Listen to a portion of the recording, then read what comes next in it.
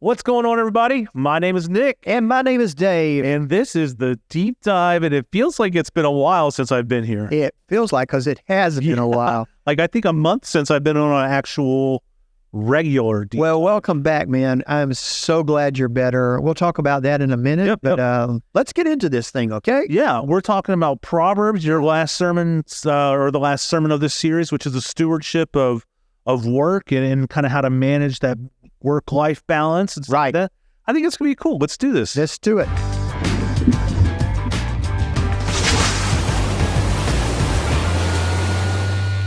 So, Nick. Yeah. We've been praying for you. People have been concerned about you, and just so glad you're back. And, you know, I saw you several times during it, and you just seem like yourself, and you got a shorter haircut. But other than that, you're doing well. Catch everybody up. Yeah, doing well.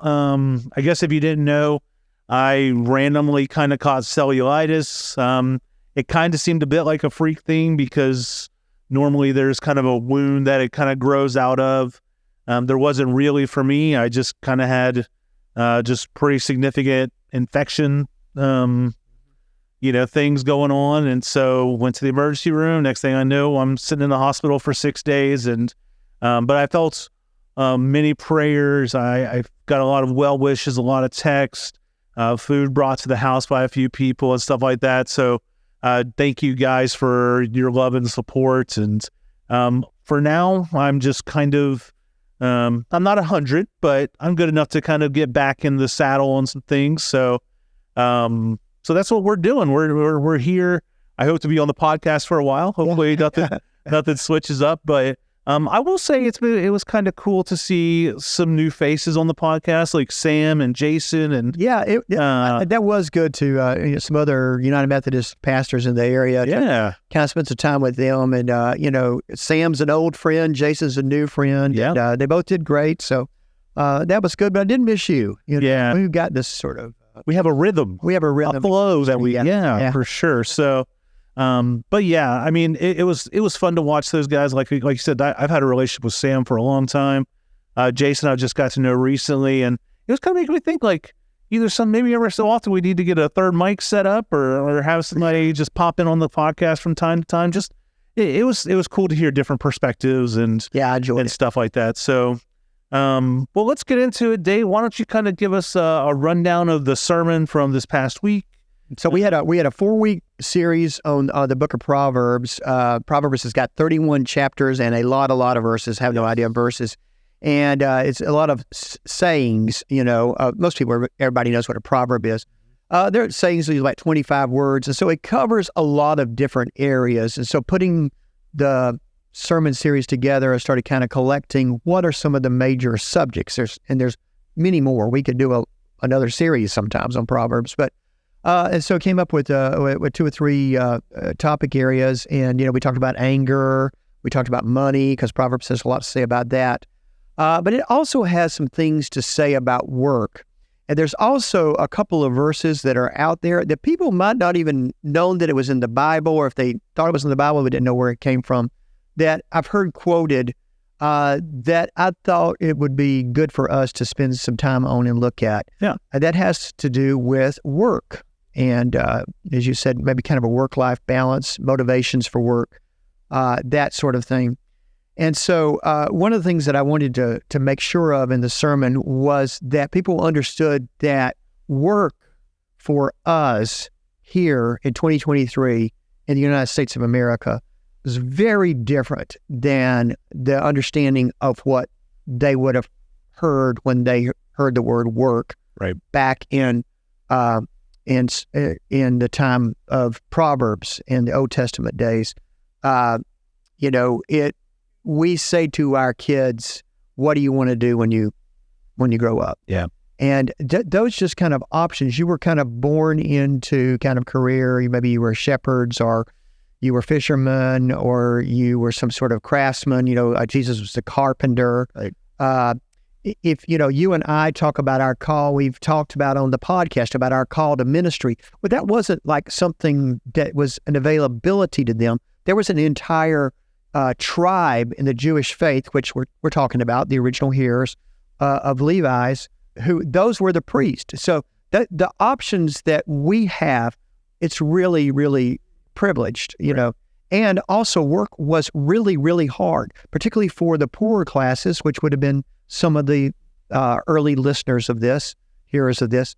And so, you know, it was a lot of it, to use this phrase, they were just kind of eking out an existence, you know, getting stuff done to get food on the table, to put food away for the bad weather, to, you know, to take care of, you know, their house and stuff around it. I mean, that was all their time, right, you know, the work. So we have a lot of more discretionary time.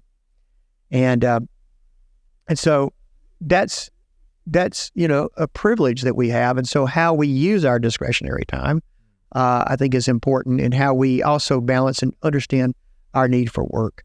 And so that was kind of the first part of the sermon. And, you know, it is, you know, that kind of leads into this understanding that we need work. You know, when we talk about work-life balance, lots of times when they're talking to people that are in their careers, you know, we're kind of I'm at the end of my career, you're kind of in, you know, middle of it. Yeah, well, yeah.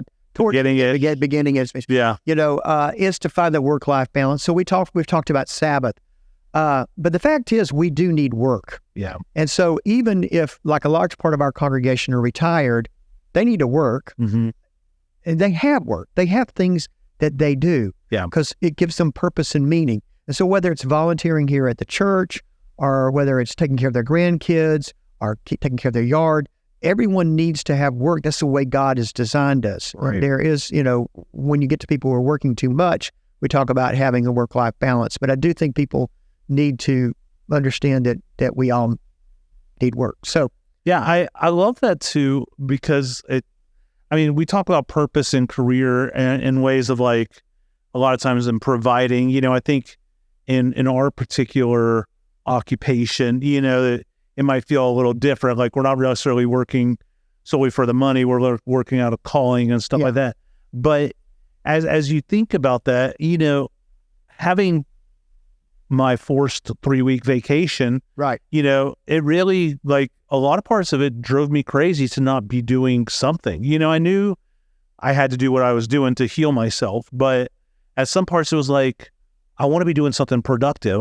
In my head, like, I'm tired of staring at a wall or watching the 5th rerun of Parks and Rec or whatever. Like, I want to be doing something that is making some sort of difference. And I think that is applicable from really young ages to old ages. And I think I love what you said about, you know, even if you're retired, there's still work to do, because I think a lot of people tend to have the mindset as, like, well, when I get old, I'll rest and I'll just stop doing. But you know, I think about my grandfather, for instance. He was somebody who basically worked until he couldn't. I mean, he was riding horses at 83, you know, because that's what he loved. And like, he owned a farm and stuff like that. So he boarded and raced horses, to give some context there. But, you know, it was when he stopped that his life really started kind of down. Trajectory down, you know. And I think when he had some feeling of purpose, when he had some sense of community and stuff like that, it just gave him purpose. And you had to have the motivation for life. Yeah. And so what things I see, particularly in men, I'm trying not to be sexist because I'm sure it applies somewhat to women, but I see it more in men, is that if you ask somebody to talk about themselves, well, the first thing to say is what they do. Yeah. Okay, so, you know, I'm a carpenter, I make widgets or something. And so if that goes away, if that's who you define yourself is by what you do, then who are you when that goes away? Right. And so you see people who retire, and there's days and weeks where I say, I'd like to try that for a minute. Retirement might be that for a minute, but then, like, when you ever have it, maybe a few days off, maybe you're sick or you're on vacation, and like you say, I just want to sit and stare. And so, you know, you sit there and you watch TV the whole day, and then the next day you're going, like, I got to do something. Yeah. getting stir crazy a little. So, I mean, it is this thing that's built within us to need to have some sort of purpose and reason for that. And so, yeah, that's a very good point about your granddad. Your granddad was kind of a cowboy? He wasn't really a cowboy. He just always wanted to farm. He was a welder early in his life, and bought a big property of land over here off Sugar Pike, and just boarded and raced horses from there. So people would come and rent from him to board their horses, and went to the track several times with them just to watch them show or race or whatever. So I watch my own dad. I bet you my dad and your granddad are about the same. It's actually about the age of my son, but he, when he finally retired, and he took a shot at it a couple of times. He sold his business, then he went back and worked at the business. But he always had to be doing something, whether it was working in his yard up to his death. Yeah. He was always just had that sort of drive about him. So that generation does it, but it does, I think, maybe more than some other generations. Yeah. But I want to say even I have heard people in the church say stuff along the lines of like, I've done my time. I don't have anything else to offer the church. And I'm like, you do. You definitely have something. Yes, you've probably done a lot of work in this church, and I'm not discounting that, but you still have something to offer, and I think I see it well, like recently in some of these youth ministry events that Sarah's been doing and inviting some of the older members of the congregation to come be a part of, and just watching older and young worship together or cook together or stuff like that. Like there's just some beautiful things happening there that it's not, you might not be building porches or roofs anymore for the underprivileged, but you're pouring into the life of a young person who might go on to do more of that type of stuff. And there's so much beauty in that style of community that I think I would encourage all of us to be a part of at some level. Yeah. Just be in community together. That's part of where the work comes from, I think. Yeah, I think so too. All right, so I want to talk about a couple of the Proverbs that we looked at on Sunday. Yeah. And the first one talked about, went by the field of and he used the word sluggard. Sluggard's used 13 times in Proverbs. And so one of the translations says, I went by the field of old lazy bones, which doesn't quite have the impact or power that sluggard does be that. But, and basically going past somebody's property where everything was grown up and, the field was out of array. And then he has that kind of a famous line, it's sort of like a little sleep, a little slumber, a little folding of the hands. And poverty comes in like an armed man. And so that's pretty stark to take. But there is this, he's talking about work and taking care of your possessions and stuff. But if we don't have work, there is poverty, and it may be financial poverty, but it could be some other kind of poverty that comes in. And one of the examples I used on Sunday, I read this article, I think it was in the New Republic, and it was talking about the inventions and the machines that are coming in and taking over jobs. And it said, we could be coming to a place where machines are taking over most jobs. Yeah. And so that sets up a whole lot of conversations around that. But the tagline question was, is that a good thing? And where the article reached its conclusion was, no, it's not a good thing. We need to be doing something to give us purpose and meaning, and we need to have some sort of work. And they did some looks of some places in the United States where there's been a whole lot of unemployment because of machines coming in, technology coming in, and taking over an industry. Let's say a mill town or someplace like that. And when that happens, all sorts of horrible things happen with mental health, with crime, with poverty. But with drug abuse, suicide, all that sort of things. And so, it's as much as we like to think that we use a few days off, we need some sort of work to keep us going. For sure. And then the second one was talking about considering the ant, which I used. Did you ever see the movie Ants? The old Woody Allen? Well, when you were talking about it Sunday, I was thinking, I'm not sure I've ever seen the whole thing. Yeah. It came out, I think, almost the exact same time as Bug's Life. Yeah, they were very close together because I was like, oh, this is... And Bug's Life was Disney, and so I think he got more, but Ants was Woody Allen. And it was very funny, and it had some points to make too. But, it begins with the first scene with you see this little ant sitting he's in the ant psychiatrist office, sitting on laying down on the couch. And he's talking, he's like, I don't know. Doc, I've always had a lot of anxiety. My mother didn't spend much time with me. It's really hard being the middle child in a family of 3 million or something. And then he's like, and my dad, don't get me started. He was just some drone that flew away. And, my work, I just hate my work because, I've never really gotten into it because I never have been able to lift more than 10 times my body weight and all that. And then he says, Doc, sometimes I just feel so insignificant. Mm-hmm. The doctor goes, I think we made some progress because you are insignificant. And then it kind of zooms out and you see this huge ant colony with everybody doing stuff. And it just reminded me that, I think people can feel like that I do feel like we can believe we're insignificant, that we don't matter. We're just some little cog worker ant in this whole system. Right. And, the good news of the gospel is we are significant, and we do have significance. But that's the way that proverb starts out, right. Consider the ant. And then it goes on and it talks about sort of this innateness. No one has to tell. There's no hierarchy. The ant just knows what to do. He knows what his work is. Yeah.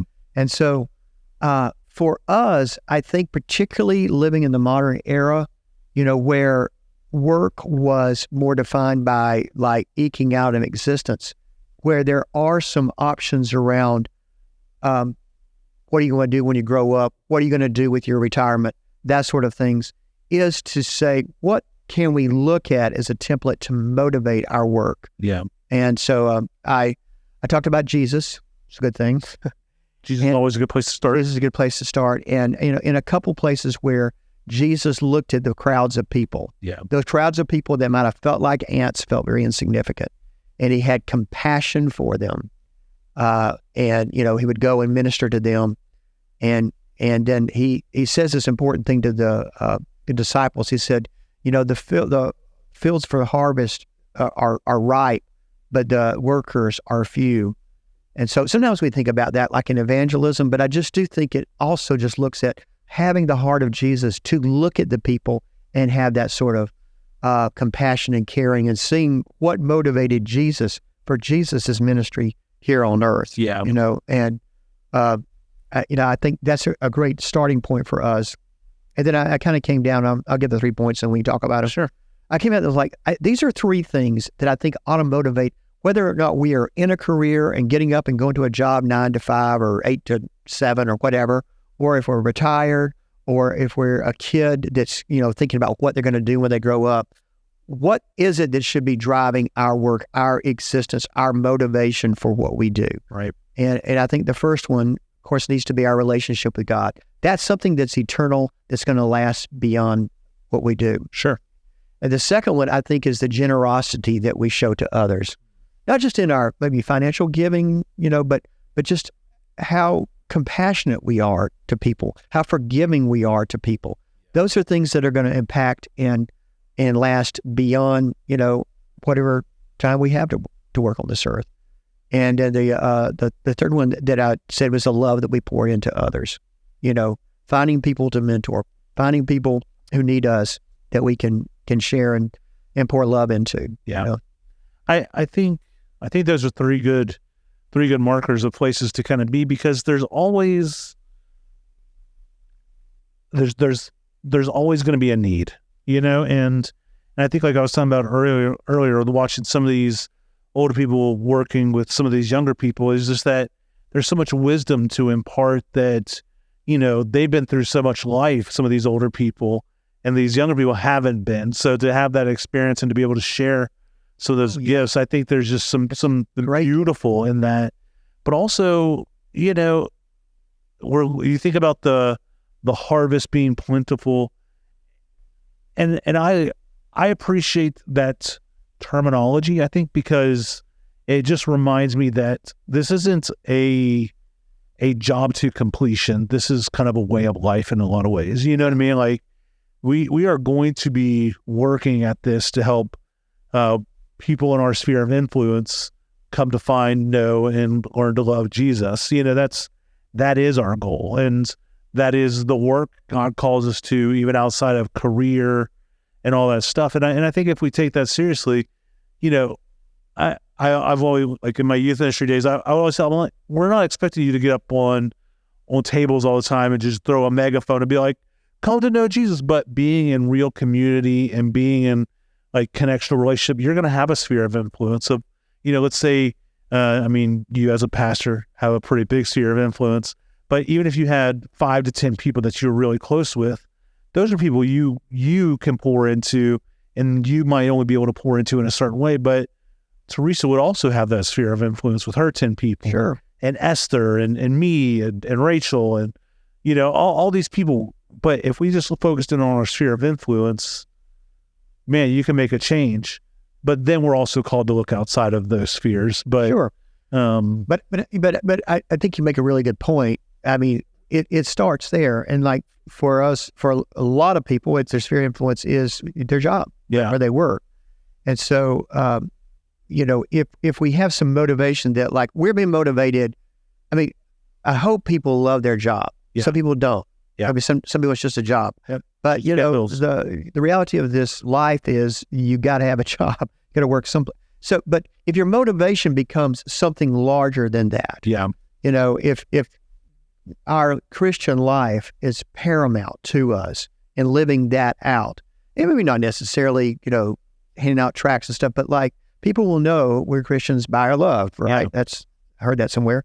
But also, what motivates us out of that is this, you know, this heart of compassion and generosity and giving, and, you know, our love that we are looking to pour out onto people. So wherever we are, so if we move to another job or we retire or whatever life circumstances, it really doesn't change what our motivation, basic motivation for life is. Yeah. Does that make sense? Yeah. I think so. And I think it's interesting when you start talking about where people work. Because I think people would look at us as people who work at a church and go, y'all are what Christians should be like at work. And it's like, no.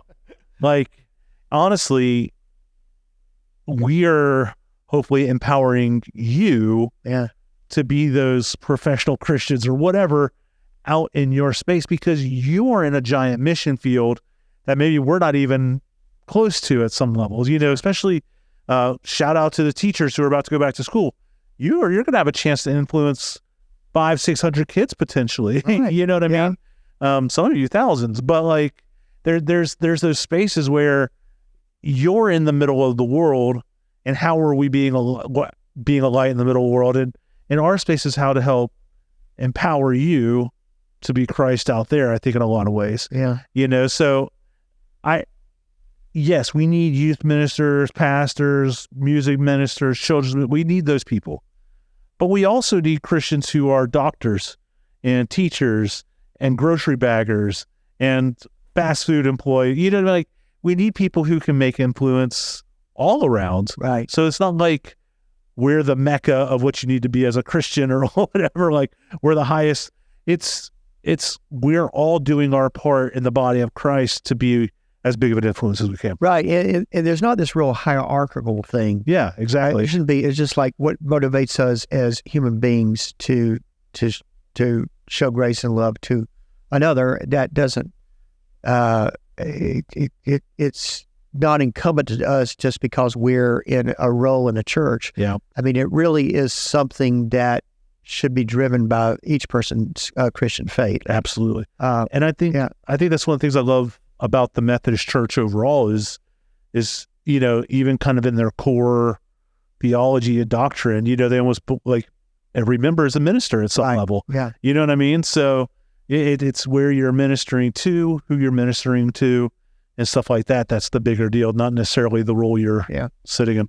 So I'll be honest with you, when I block out these sermons, when I take some apart sometimes and do some sermon planning for months in advance. And so, when I was thinking about this Proverbs series and trying to kind of sketch out what would be, the first of last week, I kind of thought I'd painted myself in a corner. I was like, I'm not sure this is the greatest subject, but I'll have to say, I ended up enjoying preaching on it. And I think it's something that for us to think about. I don't know that I've ever preached a sermon exactly on this before. Yeah.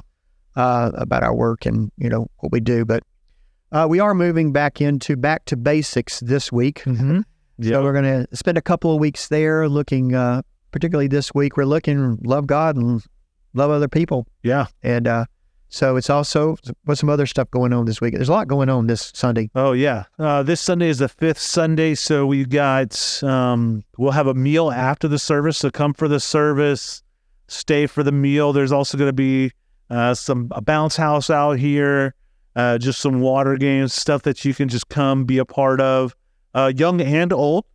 So don't feel like you have to exclude yourself from any part of it. Even if you just want to come and vibe on the sidelines or just come and hang out. Let's talk about the food a little bit. It's about creating community. Do you know what they're doing? Oh yeah, the barbecue. Yeah, there's like several men in the church that are like smoking some butts, right? That's right. Yeah, so we're gonna have lots. It's gonna be good. It's gonna be great barbecue. That'll be a great place to start. Also, plus whatever side you sign up for. Yeah. Also, during the service, we're going to be doing the blessing of the backpacks thing. It's hard for me to believe school starting back. Can't believe it. Yeah, but I mean, we're back to school shopping. I think the next 2 days we've got open houses and stuff like that. So it's my wife's second year of retirement. Yeah, and she still hasn't got over that end of the summer angst that teachers get. I think she just experienced this so many times. Like you don't have to go points. Yeah. She just feels it for all of them. Yeah. But it is, I know it's so hot too. So that's why I'm hydrating here. There you go. Yeah. But anyway, Nick, so great having you back. Really good to be back. Yeah. And hopefully we'll be back for a while. And as we're kind of wrapping up here, anytime you want to connect with us, contact us. We've got the email, the deepdive@hickoryflat.org, in the comments section below on YouTube or Facebook. You can drop some comments there to let us know what you're thinking about all this. If you have any questions about any of the events coming up, we'd love to help answer those questions as well. Dave, you got anything else to add here at the end? No, I don't. I just, God bless, and hope to see you on Sunday, either online or in person, because it's going to be a great Sunday, great day. So absolutely. Well, guys, thank you for watching, and we'll catch you next time.